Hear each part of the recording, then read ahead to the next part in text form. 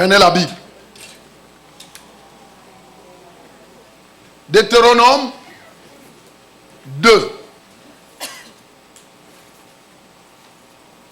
À partir du verset 24. Seulement le verset 24.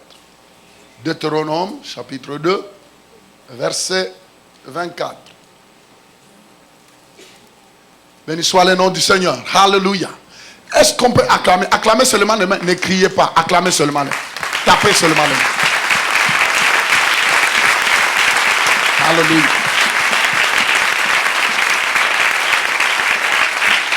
Amen.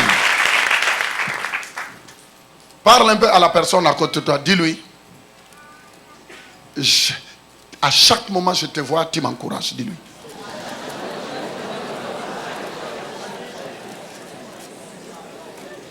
Dis, tu ne m'as jamais intimidé. Mais au moins tu m'encourages. Et j'en suis sûr et certain que tu seras mon voisin au ciel. Dis-lui.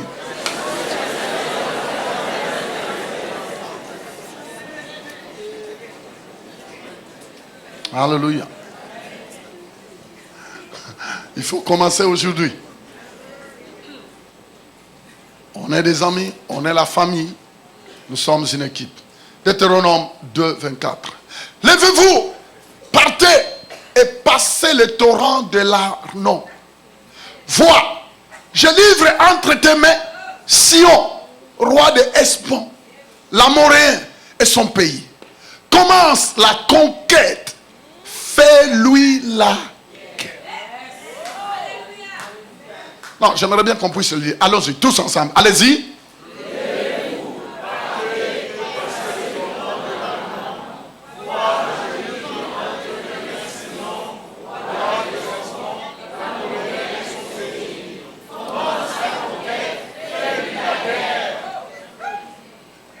Hey, mon Dieu, posséder quoi? Ton héritage. Il a manifesté son peuple. Il a manifesté à son peuple la puissance de ses œuvres en lui livrant l'héritage des nations. Alors j'aimerais bien vous expliquer quelque chose ce matin et que la grâce de Dieu m'aide vraiment à parler, à te parler. Que le Saint-Esprit te parle. Je ne veux pas parler à la foule, mais j'aimerais bien que le Saint-Esprit te parle au travers de ma bouche. Comme je m'adresse à toi par le Saint-Esprit, alors oublie la personne à côté de toi. Oublie. Vous savez, il y a des moments comme ça où le diable chercherait de te distraire. Mais oublie la personne. Si tu n'es pas un interprète, et pour le moment on n'a pas besoin des interprètes, alors tu restes seulement calme, tu dis oui et amen. Si ça te prend, eh bien tu manifestes là, ce que tu veux manifester au nom de Jésus. Mais sinon ne dérange pas les voisins à côté. Vous aurez tout le temps pour que tu lui parles dehors, mais pour le moment laissez Dieu lui parler. Amen. Vous voyez comment la tonalité commence. Alors j'aimerais bien intituler ce message: prends-le par la force. Fais quoi? Comment? Prends ce qui t'appartient, que le diable veut maintenir, mais par la force. Ici nous voyons, il dit levez-vous, partez et passez le torrent de l'Arnon. Vous entendez? Il dit levez-vous. C'est un commandement. Partez et passez le torrent de l'Arnon. Vois, je livre entre tes mains Sion, roi de Hesbon, l'Amoréen et son pays. Commence la conquête. Dites conquérir. Il dit fais-lui la guerre. Fais-lui la guerre. C'est puissant quand je lisais ça. Que le nom de Jésus soit béni. Le peuple de Dieu venait de quitter l'Égypte. Ils ont vu la main de Dieu le délivrer.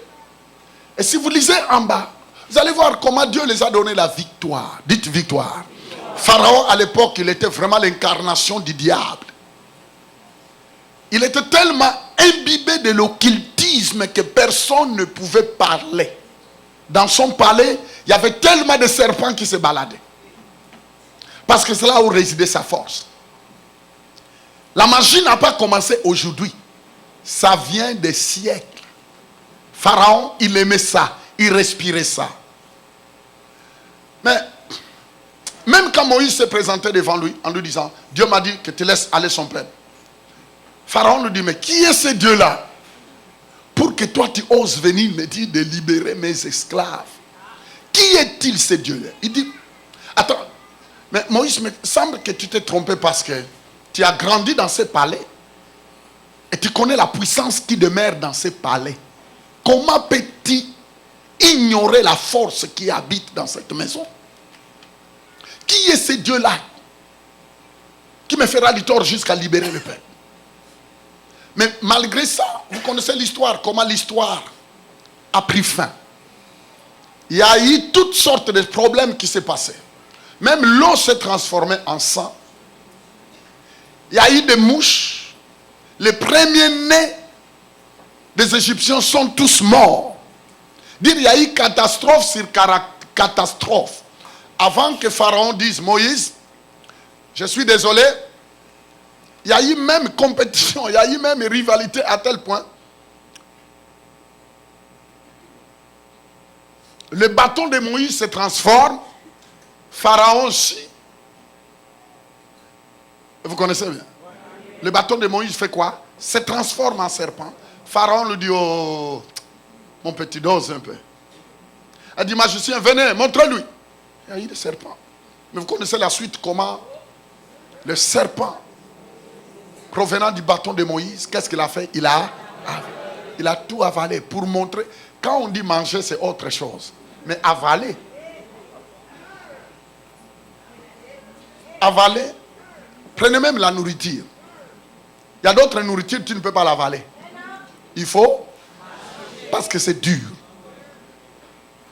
Mais il y a d'autres, on avale. Et ça descend calmement. Ça ne lui fait pas de tort. Regarde, c'est là où on voit la puissance de Dieu. La Bible dit que le bâton de Moïse, le serpent qui provenait du bâton de Moïse, avala. Ça montre que, frères et sœurs, même le plan que Satan planifie pour ta vie a des limites. Je disais que Satan a des limites. Il les avala. Avalé. Sans problème. Et ça ne lui a pas bloqué la gorge. Il les a avalés. Et c'est là où l'histoire commence. Jusqu'au moment où un jour Pharaon dit, Moïse, prends ton peuple. Vas-y. Après avoir discuté, tout dit, sortez, prends ton peuple, vas-y. Laissez-les aller adorer Dieu. Allez adorer Dieu. Allez adorer votre Dieu dans le désert et allez-vous-en. Il quitte l'Égypte. Deuxième obstacle, il se retrouve devant une mer rouge. La mer rouge était aussi un obstacle. Je dis ceci, dans la vie, les obstacles ne manqueront jamais. Qui a entendu ça? Pourquoi il y a d'autres nations qui sont, dès qu'il y a obstacle, ils voient directement comme si échec total. Mais les obstacles, parfois dans la vie, pourquoi on nous donne des examens dans les écoles? C'est pour tester si la matière, tu l'as assimilée. Vous êtes d'accord avec moi? C'est normal que les obstacles viennent dans ta vie. La mer rouge se plaque. Pharaon est resté en arrière. Maintenant, il y a une mer rouge. Et il n'avait ni hors-bord, ni bateau, ni pirogue. Il n'y en avait pas. Et même si vous avez des hors-bord, ils étaient au moins 3 500 000. Sans compter les moutons, les vaches, le tout. 3 500 000 humains. Même s'ils avaient des hors-bord, combien des heures? Parce que quelques minutes après, il y avait une autre armée. L'armée de Pharaon voulait les pourchasser pour le ramener. Entends-moi bien. Écoute-moi bien. L'ennemi fera toujours tout. Satan va utiliser toutes sortes de moyens pour tenter de te ramener dans des idéologies bizarres. Satan fera toujours tout. C'est pourquoi Satan, il y a des moments... Vous savez, il y a d'autres choses parfois qui n'arrivent. Parfois, quand on ne sait pas que c'est l'ennemi qui est derrière, on ne tient même pas compte. Tu te réveilles, tu dis, je vais aller à l'église. Tu te dis, ah non. Ah, quand je regarde ma situation, mais comment ça traîne? Mais pourquoi Dieu permet tout ça? Alors, voyez-vous, au lieu de savoir que c'est l'ennemi qui est en train d'utiliser tous ces moyens-là pour tenter de ralentir ta course ou bien de te ramener, il va ouvrir tes yeux pour commencer à voir même la vie de ceux qui ne prient pas. Ah, regardez, ils ne prient pas. Mais regardez, ils sont bien. Quel bien? De quel bien tu parles? Tu penses qu'avoir une voiture, même si c'est une banquette, avoir un jet, c'est ça qu'on appelle être bien? C'est faux. Parce que il peut être bien visiblement, mais vous ne savez pas ce qu'il vit intérieurement. Il y a d'autres choses qui sont des apparents. Quelqu'un peut dire amen. Alors, Satan va utiliser beaucoup d'astuces pour tenter de te ramener. La mer rouge se présente et la Bible dit que même tout le peuple se lamentèrent. Il dit, Moïse, pourquoi tu nous as amenés ici? Est-ce qu'en Égypte, il n'y a pas de tombeau pour qu'on nous enterre là? Mais tu nous as amenés ici, maintenant on va nous massacrer par les soldats égyptiens. Moïse, la Bible dit qu'il cherchait même à le tuer. Ils crièrent. C'est là où Dieu a dit à Moïse, Moïse, j'entends le bruit. Mais cette bruit-là, c'est quoi? Parce que j'ai toujours dit, si c'était de l'adoration, si c'était de la louange, Dieu n'allait pas demander à Moïse, c'est quoi ça, ces bruits? Mais c'est parce que c'était un bruit de doute, d'incrédulité et de lamentation. C'est pourquoi Dieu a dit, je ne reconnais pas ces bruits. Parce que si c'était l'adoration, vous savez, quand tu traverses des moments compliqués, louez Dieu. Quand tu traverses des moments bizarres, lève les mains. Ne laissez pas l'adoration ici à l'église. Beaucoup de personnes, leur adoration s'arrête à l'église. Beaucoup de personnes, la louange arrête ici à l'église. Dès qu'on dit Amen, dans sa voiture, tu n'entends rien. Il n'a même pas... Du lundi au samedi, tu ne peux même pas entendre dans sa bouche un cri Alléluia. Rien. Béni soit le nom du Seigneur. Rien. Il est sec. Il retourne dans un niveau de vie normal.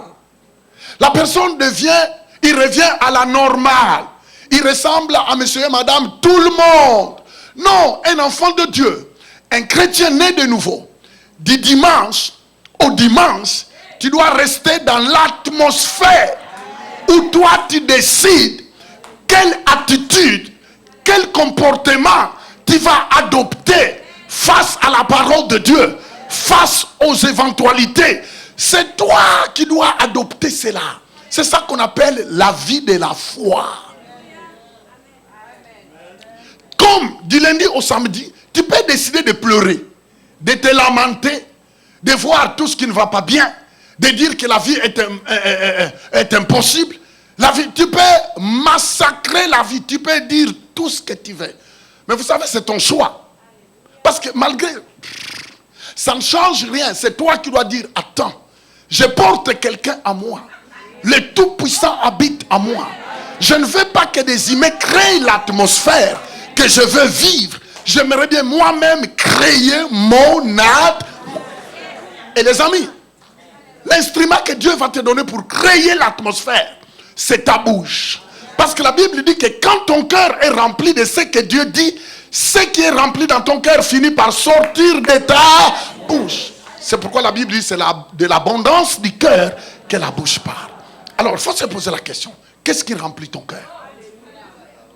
Parce que si c'est le découragement qui remplit ton cœur, c'est normal qu'après que tout craque, c'est ce découragement qui sortira. Allô? Je disais allô?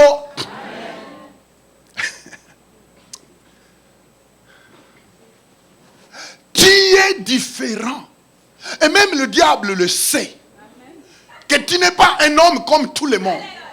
Mais attends, suivez-moi, regardez-moi. Pourquoi la Bible ici, quelqu'un est en Christ, il est une nouvelle personne, une nouvelle créature. Ça veut dire qu'il est une nouvelle espèce qui n'a jamais existé. Vous êtes cette espèce-là. Je suis cette espèce-là. Oui, vous pouvez porter le même habit, mais dans ton fort intérieur, tu es différent.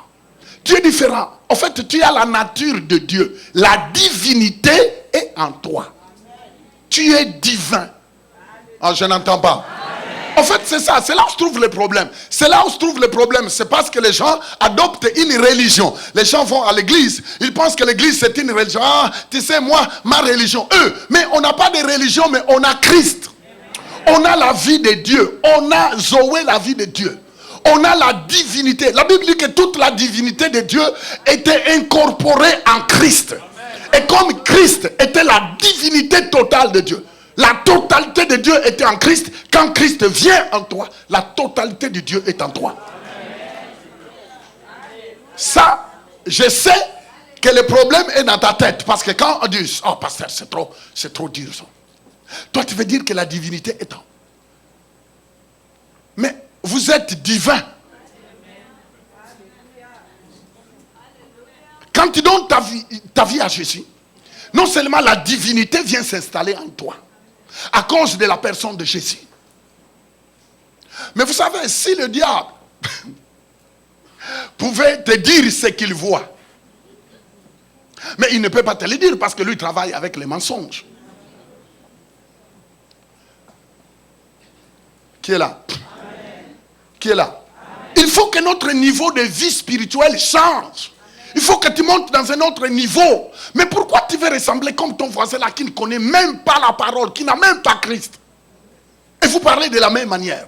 Non, on est différents. Non, les habits que nous portons n'est pas différent. Nous allons dans le même supermarché. Nous achetons le même voiture. Mais dans ton homme intérieur, tu n'es pas ce que les gens pensent.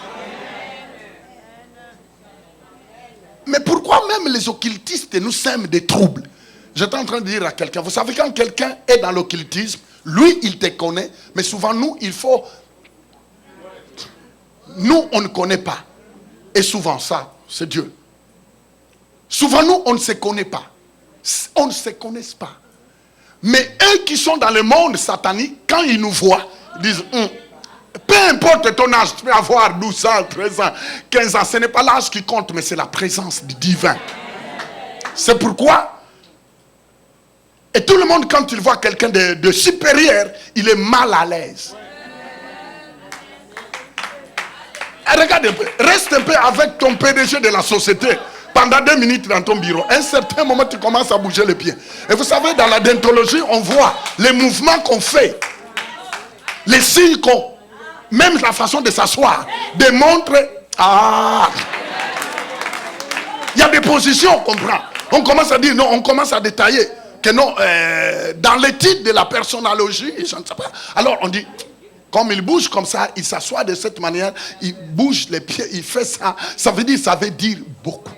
Et on peut directement te donner l'identité de cette. Et c'est ça, quand Christ vient en toi. Quand tu entres en contact avec ces gens-là qui sont dans le monde occulte, et certainement ces gens-là doivent se sentir mal à l'aise. Ils ne peuvent pas t'expliquer, ils ne peuvent pas te le dire. Mais seulement il y a d'autres qui sont sincères qui viendront vous dire, attends, dis-moi un peu dans quoi tu es. Ou bien il va utiliser un vocabulaire, bon, qu'est-ce que tu fais dans la vie? Si tu n'es pas sage, tu diras, bon, il me demande ma profession. Oh, il ne s'agit pas de tes professions, mais c'est toute autre chose. Qui est là avec moi? Amen. Je disais, qui est là avec moi? Amen. Maintenant, Satan fait tout pour qu'il puisse nous aveugler, afin que nous ne connaissons pas réellement ce que nous sommes. Il fera tout. Ne vous en faites pas, jusqu'au moment où tu quitteras cette terre. Même le plus grand pasteur, Satan a toujours tenté à lui faire croire des choses, n'importe comment. Tout simplement pour qu'il ignore qui il est. C'est là où la Bible dit, mon peuple périt faute de connaissance. On ne dit pas mon peuple périt faute du diable. Non. Lisez bien, on ne dit pas mon peuple périt faute du diable. Il dit mon peuple périt faute de connaissance. En fait, la connaissance, quand on parle de la connaissance, la révélation. Parce qu'on peut avoir une connaissance des versets de la Bible, mais ne pas avoir la révélation. Et vous savez, le logo et le réma. Le logo, c'est ce que tu lis dans la Bible. Mais le réma, c'est quand cette même parole-là flash face à une situation que tu vis. Tu vois le même verset que tu as toujours lu, mais cette fois-ci, ça prend une autre influence. Ça prend un autre impact. Et tu vois, au fin fond de toi, ça commence à bouillonner. Tu commences à être fort intérieurement. Et tu es prêt à affronter ces problèmes. Quelle que soit la grandeur du problème, tu ne vois pas la grandeur du problème. Tu commences à voir la grandeur de ce que Dieu dit. C'est en ce moment-là que le logos se transforme en réma. Et c'est le réma, la révélation qui te donne la solution. Qui est là? Je me souviens, un jour, c'était à Rouen. On était avec le pasteur Cheikh Fall. À Rouen, en Normandie. On est arrivé à 1h du matin. La femme avait un problème. On venait de déclarer que son bébé était mort dans le ventre. Son bébé était mort. Alors, le jour suivant, on devrait opérer pour faire sortir le bébé. Alors, on arrive à 1h du matin. Au moment où on était, je disais, mais pasteur Cheikh Fall, on va remercier le Seigneur.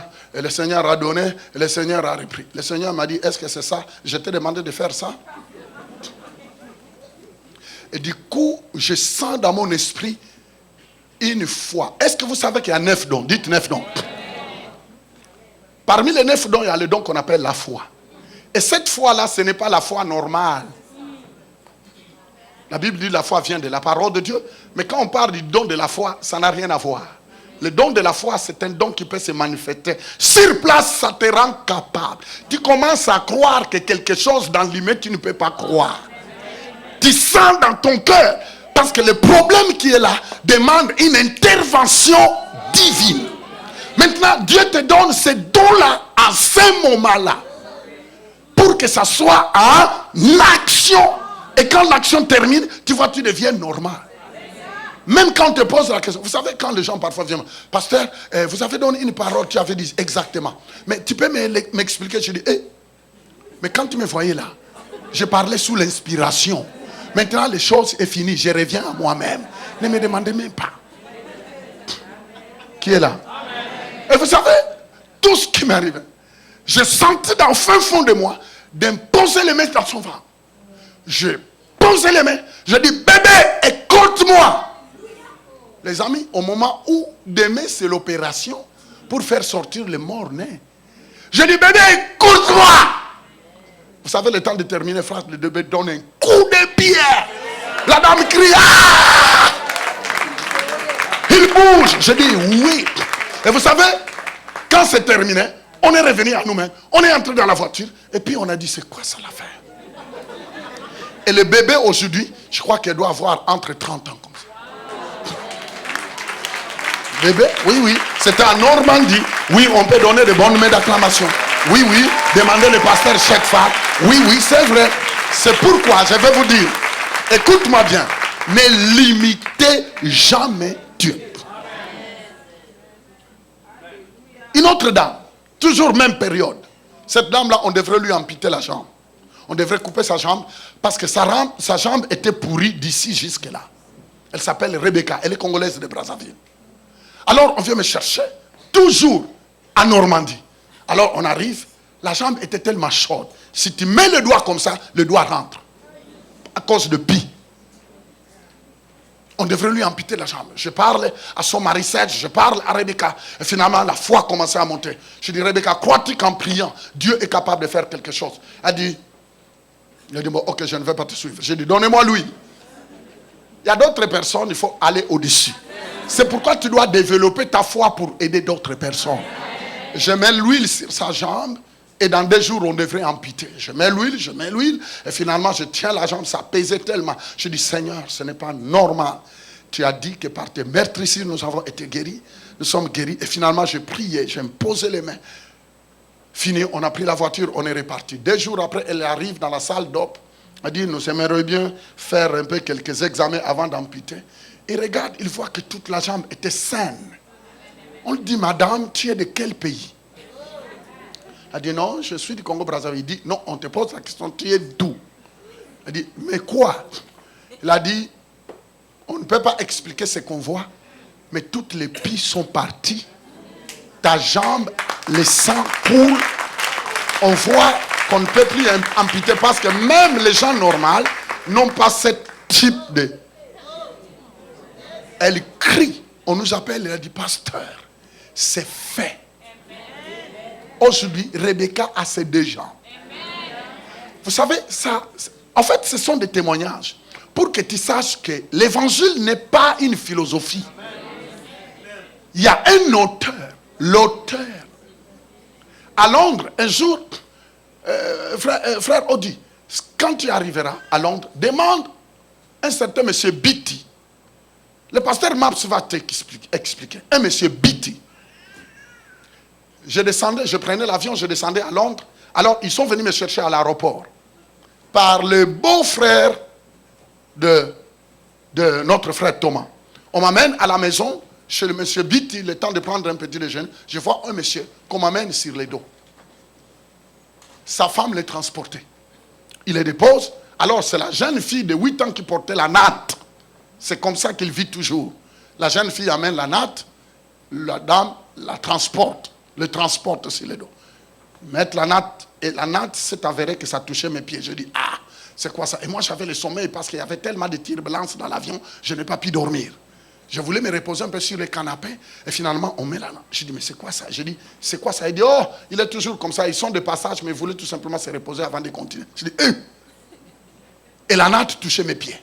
Et certainement, j'ai senti une colère. Une sainte colère. Dites sainte colère. Au fin fond de moi, je dis, non. Je dis, monsieur Bitti, tu connais bien ce monsieur?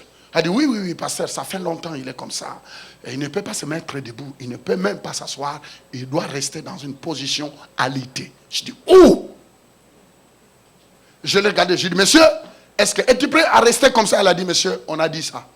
Et vous entendez? On a dit ça. Je me suis accroupi avec toute la fatigue, la colère, la fatigue de l'avion, le turbulence. Je dis, je vais déverser tout ça. Je l'ai saisi, je dis, je n'ai même pas prié. Écoutez-moi bien. Si je vous dis que j'ai prié, c'est faux. J'ai senti dans mon esprit, je l'ai saisi. Je dis, dans le nom de Jésus, lève-toi. Il se lève, il dit, assis-toi sur ce canapé. Il s'assit, il dit, lève-toi. Il s'assoit, lève-toi. Pendant 5 fois, lève-toi, assis, lève-toi, assis, lève-toi. Et finalement, nous-mêmes, on était là. On a dit, formidable. Aujourd'hui, nous parlons, cet homme-là, c'est un grand homme d'affaires. Un grand homme d'affaires. Dernièrement, j'étais en train de prêcher chez Mpakamalou. On me dit, pasteur, monsieur Bitti est là. Je dis, mon ami, comment va ce monsieur-là? Il dit, pasteur, il est un grand homme d'affaires. Il dit, mais il ne se souvient même pas de moi. Dis-lui de penser à moi. Je dis, dites à ce monsieur-là de m'appeler. Comment ça? Il ne doit pas oublier son ami quand même. Il gère des choses sans penser à son ami. Qui est là avec moi? Vous savez, c'est développe ta confiance. Ici, la parole que nous venons de dire, on dit ici, levez-vous, partez, passez les torrents. En fait, ça faisait longtemps qu'il tournoyait dans cette partie de désert. Le leader leur dit, maintenant c'est le temps. Dieu m'a dit que maintenant c'est le temps. Vous devez vous lever. Il dit, levez-vous, partez et passez les torrents. Vous entendez? Il devrait se lever et puis partir pour aller à un autre endroit. Tu sais que tu dois te lever dans ton homme intérieur. Non, attends. Ils allaient vers leur héritage. Le peuple qu'on est en train de dire de se lever, ils allaient vers Cana. Cana était leur héritage. Est-ce que vous m'entendez? Mais maintenant, il y a eu tellement d'événements qu'ils tournoyaient dans le désert. Ils tournoyaient. Dieu a dit, attends, ce n'est pas le désert qui est votre destinée. Ce n'est pas ici. Votre destinée n'est pas ici. Vous devez aller dans le pays que je vous ai promis, qui est votre héritage. Il dit, vous avez assez tournoyé maintenant, levez-vous et partez. Passez le torrent de l'Arnon. Vois, je livre. Dieu commence à leur dire, dès que vous vous levez, moi je commencerai à faire le travail. Il dit, vous devez vous lever. Vous savez que toujours devant Dieu, nous avons notre part. Dieu leur dit, levez-vous, et quand vous allez vous lever, vous devez marcher.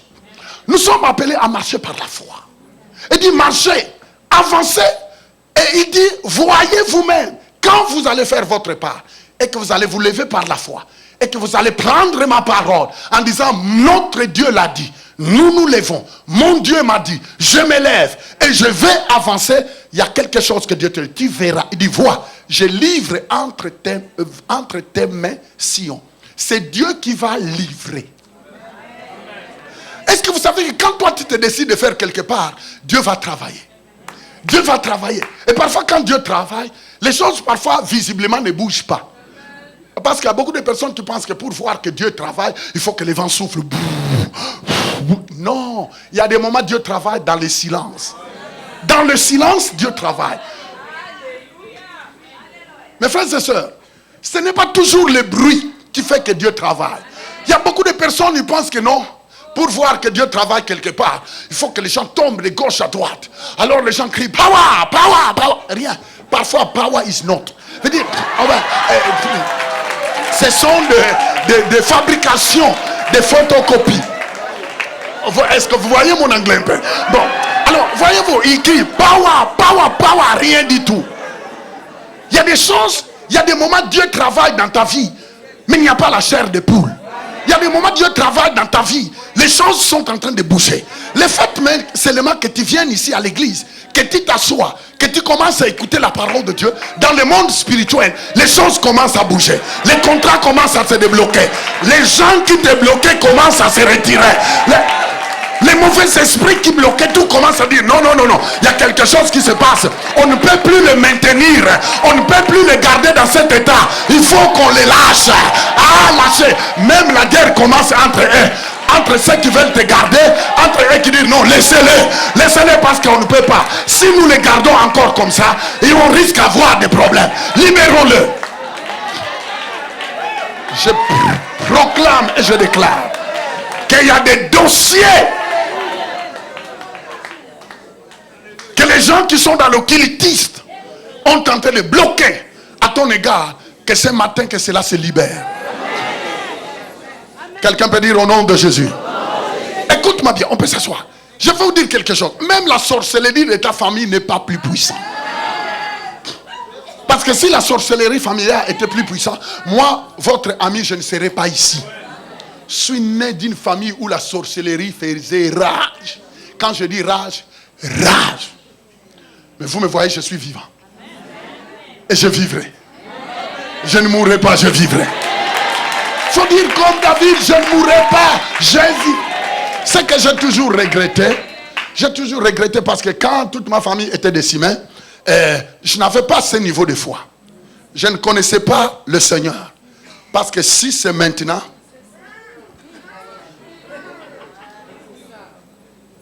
si c'était maintenant, Ancien Gilles, vous vous souvenez, un jour on partait à Détroit, lors de l'opération de Tony.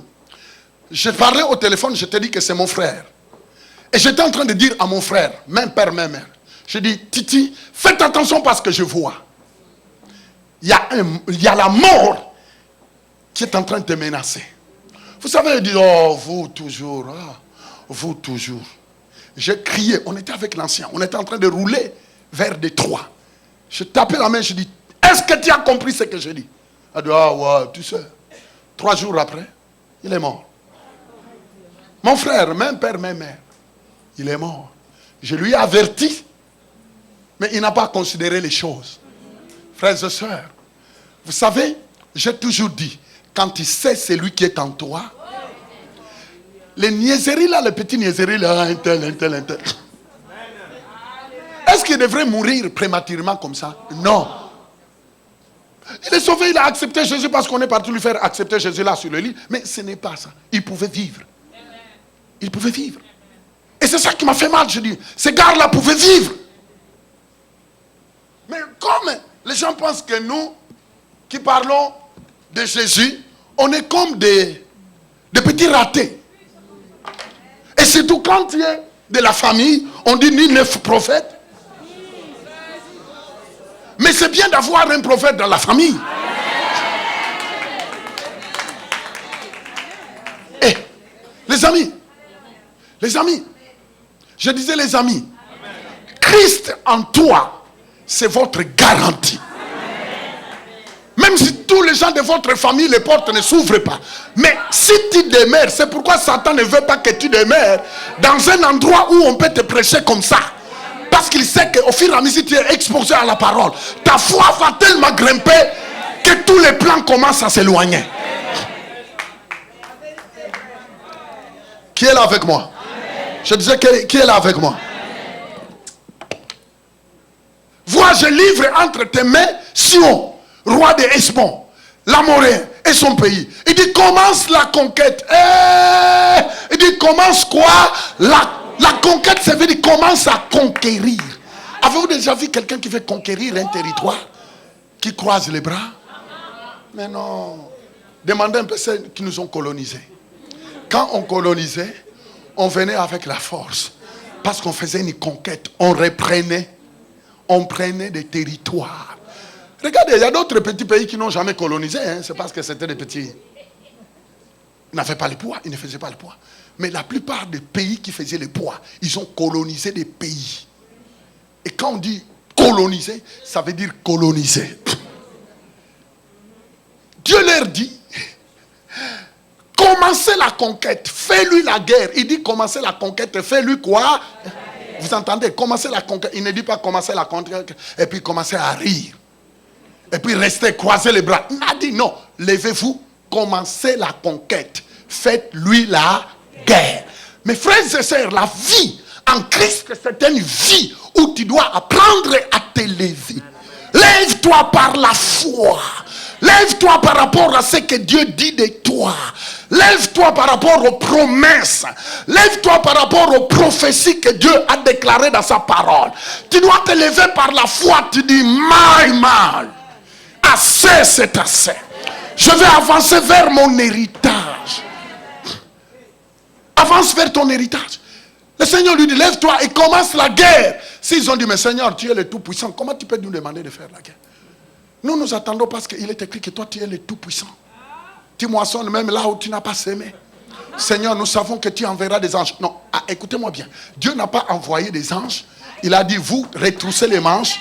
Et quand vous irez, les anges vont travailler. Vous savez que c'est quand toi, tu es en action que tu mets les anges en action. Beaucoup de personnes veulent laisser toute la responsabilité à Dieu. Non. Dans ta maison, quand tu rentres, tu vois que ta maison, il y a des choses que tu ne comprends pas. Tu te lèves par la foi.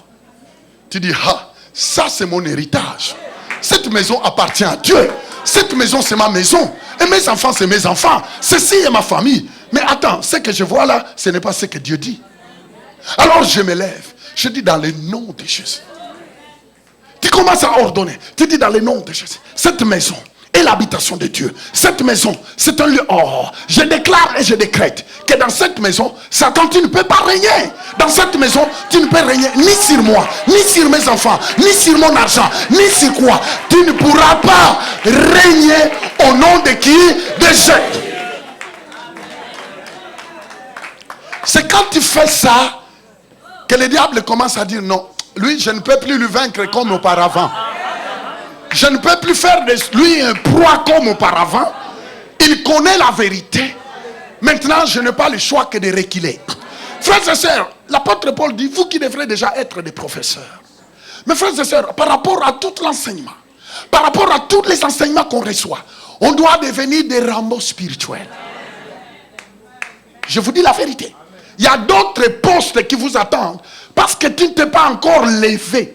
Parce que tu ne t'es pas encore levé par la foi pour prendre possession, il n'y a rien qui bouge. C'est pourquoi vous voyez les gens continuer à vous compliquer. Mais prends possession. Tu arrives, dis je suis là. Dans le nom de Jésus. Est-ce que vous savez que la foi c'est une folie? Est-ce que vous savez, tu te rends compte? Maintenant qu'on te filme un peu, qu'on te filme dans ton bureau, tu es en train de parler. Au nom de Jésus. Je prends autorité. Je prends possession de ce bureau. Vous savez, si on te filme, si on te montrait comment on disait, les gens te regardent et disent, mais il y a quelque chose. Mais tu parlais avec qui? Qu'est-ce qui ne va pas dans ta tête? Est-ce que tu as des problèmes? Est-ce que tu veux qu'on t'envoie des agents de l'aide sociale pour que tu... Mais on va t'envoyer des psychologues. Pourquoi? C'est parce qu'ils ne savent pas que toi, tu es dans un autre monde. Tu vis dans deux mondes différents.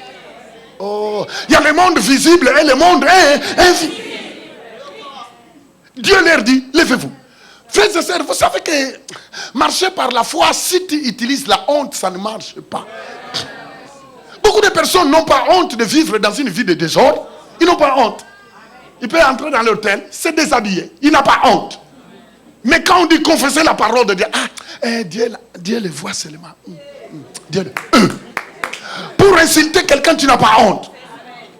Pour dire des mensonges, tu n'as pas honte. Mais quand on te dit, déclare ce que Dieu dit. Tu sais ma personnalité.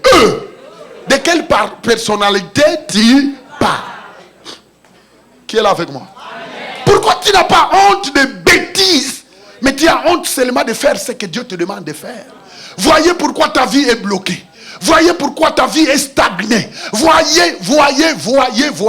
Dieu dit commence la conquête, fais-lui la guerre. Pourquoi? C'est parce que je t'ai déjà livré. Écoute-moi bien. Il y a l'héritage qui t'est déjà livré. Mais toi, tu dois te lever et de faire la guerre. Cette guerre-là, ce n'est pas commencer à aller insulter les boss du travail. Non, c'est dans le calme. Vous savez, il y a d'autres personnes, tu peux le regarder et tu es en train de hurler à l'intérieur. Manto korobosa, yebroko tokoria, mambrokoso, les bras, simbrokaya. Et puis, tu vois, les gens, parfois les réactions qu'on nous fait, ils aimeraient bien te voir te mettre en colère, mais toi tu es calme. Tu es calme. Parce que tu leur dis non, ça ce n'est pas mon niveau. Il y a des événements dans ta vie, tu n'as pas besoin de riposter physiquement. Reste calme, fais bouillonner ton homme intérieur.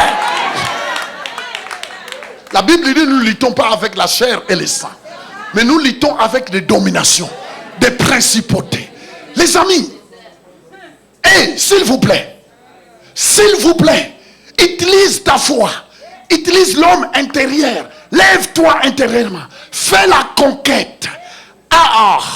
Va vers ton héritage.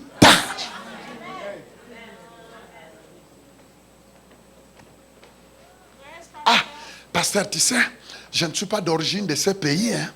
Il y a tellement de l'injustice. Si tu attends que tu sois d'origine.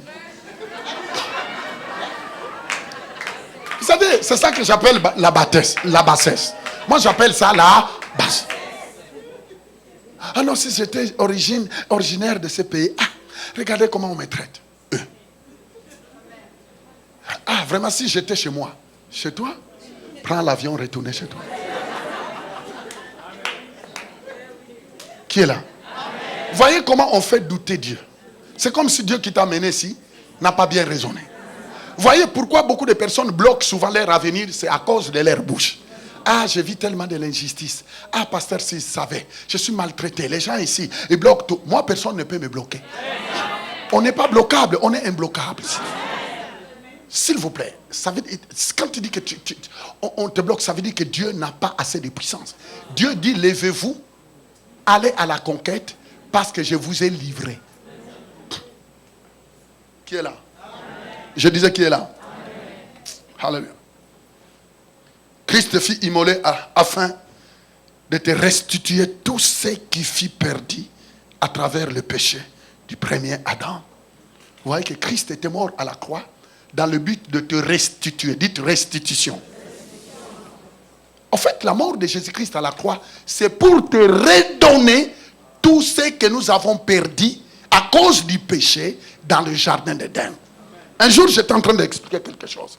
Les gens voient toujours comment la souffrance s'est abattue après le péché. Vous êtes d'accord avec moi? Alors vous dites que non, la mort a commencé, ceci a commencé, ceci a commencé. Mais personne ne peut pas penser, avant que le péché entre dans le jardin d'Éden, quel type de vie qu'Adam et Ève ont vécu. Pose-toi la question, quel type de vie qu'ils ont vécu avant que le péché qui a amené la misère vienne. Quel type de vie qu'ils ont eu? Si vous lisez, vous verrez que la vie qu'Adam et Ève ont eue avant que le péché entre, c'était la meilleure vie.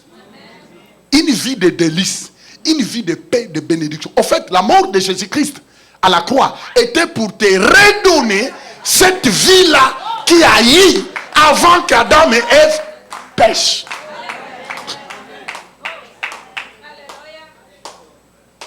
Qui est là? Quand on parle de la restitution, ça veut dire tu récupères tout ce qu'on t'a volé. En fait, Christ est mort à la croix. Il est mort à la croix. Il a récupéré tout ce que nous avons perdu par le péché d'Adam et Ève. Afin que cela te revienne. C'est pourquoi tu dois connaître ton héritage. Afin que tu puisses dire, ça m'appartient. Ça m'appartient. Mais n'oubliez jamais que le diable ne croisera pas le bras. Il ne te dira pas, bon, vraiment tu as compris, bon, je te laisse faire. C'est faux. Qui est là avec moi? Cependant, bien que ce paquet de bénédictions soit à toi, à plein droit, pour que ça te revienne, effectivement, tu dois le prendre par la force. Même Christ savait qu'il nous fallait batailler pour ce qui t'appartient. Matthieu chapitre 11, verset 12. La Bible dit que depuis le temps de Jean-Baptiste, le royaume de Dieu est pour de violents. Même le Seigneur Jésus savait qu'il faut la bataille. Il faut la bataille pour reprendre ce qui est à toi. Mes frères et sœurs, ta vie, quand moi je regarde ta vie, en fait, est-ce que, vous savez, ne laissez jamais les gens vous dicter ce que vous serez demain. Mais soyez dictés par ce que Dieu dit. Soyez plus dictés par ce que Dieu dit. Mais pourquoi des personnes, laissons la mentalité des hommes de couleur qui pensent qu'ils vont voir un marabout et dire, bon, j'ai amené, ça c'est ton argent. Maintenant, fais le travail. Alors, vois maintenant. Maintenant, dis-moi. Ça ne marche pas. Et beaucoup de personnes veulent amener cette mentalité dans les églises. Lui, il ne veut même pas batailler. Il ne veut même pas prier. Il ne veut pas se lever. Il ne veut pas mettre sa foi en action. Mais il aimerait bien qu'un diacre, il aimerait bien que le pasteur fasse tout pour lui. Alors qu'on l'a enseigné, on l'a enseigné, on l'a enseigné, on l'a enseigné pour que lui-même apprenne à s'élever et prendre possession de ce qui lui appartient. C'est pourquoi vous voyez beaucoup de personnes sont fatiguées. Vous ne les voyez plus. Mais pourquoi tu ne viens plus à dire, en tout cas, je vois que vraiment les pasteurs d'ici ne sont pas disponibles. Quand je viens pour qu'ils prient pour moi, ils n'ont pas le temps. Eux. Mais on t'a tellement enseigné. Vous, au moins, vous avez la grâce. Vous avez un pasteur qui peut vous recevoir tous les mardis. Il y a d'autres pasteurs, même pendant un an, tu ne toucheras pas sa main. Tu ne le verras pas. Et te dit, allez voir, les gens vont t'aider. Mais souvent, nous, on est disponible, on est disposé. Mais on est là pour vous. Parce que ma vision, c'est quoi? C'est qu'en te donnant tout ce qui est à moi, c'est que toi, tu puisses aider quelqu'un d'autre. Afin que nous devenions nombreux. En fait, la vision de Christ en action, c'est que nous devenions nombreux à couler dans la puissance. Afin que là où le pasteur n'est pas, toi, tu es là. Qui est là? Tu te rends compte? Si 2000 personnes doivent tous venir rester là et attendre que le pasteur le reçoive. Mais vous allez l'enterrer rapidement. Je vous l'ai dit, il sera fatigué, isé. Demandez mon épouse. On est tellement fatigué que parfois on dort au volant, on dort. Les amis, sois fort. Dieu te dit, lève-toi. Prends possession de ton héritage par la foi. Jeune fille, ne laissez pas l'avenir vous faire peur. Votre avenir est une réussite. Amen. Lève la main droite. Les jeunes, lève la main droite. Dites, mon avenir est une réussite. Je le crois et je le déclare. Ça n'a rien à voir avec ma peau. Ça n'a rien à voir avec d'où je viens. Ça a à voir avec ma source. Dieu est ma source. Donnez-moi encore quelques minutes. Alléluia. Matthieu chapitre 11, verset 12. Depuis le temps de Jean-Baptiste jusqu'à présent, le royaume des cieux est forcé. Et ce sont les violents. Ce sont les violents. Ceux qui mangent le meilleur, c'est les violents. Pas les violents physiques, mais des violents qui savent que Dieu en eux, il n'y a rien qui peut les empêcher. La présence de Dieu en eux, il n'y a rien qui peut les arrêter.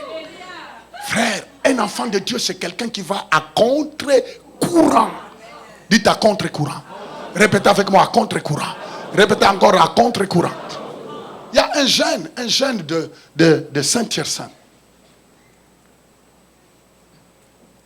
Un jeune, ce jeune-là, un jour on entendait son témoignage.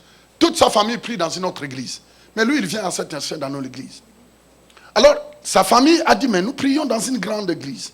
Mais quand nous regardons notre petit, mais on aimerait bien savoir qu'est-ce qu'on voulait enseigner là-bas. Et ils sont venus, ils ont dit, c'est normal qu'il devienne comme ça. Il a dit, nous, on était les premiers dans la foi, nous sommes dans une grande église. Mais lui, au bout de quelques mois, il nous a dépassés. Il nous a dépassés parce qu'il commence à nous enseigner. Quand il se met à prier, quand il proclame. Mes frères et sœurs, souvent on ne connaît pas la valeur de ce qu'on reçoit. Les gens pensent que c'est la grandeur. Non. Ce n'est pas la grandeur d'une salle, mais c'est la grandeur de l'enseignement. C'est la grandeur du réma, la parole de Dieu. Ne te sous-estime pas.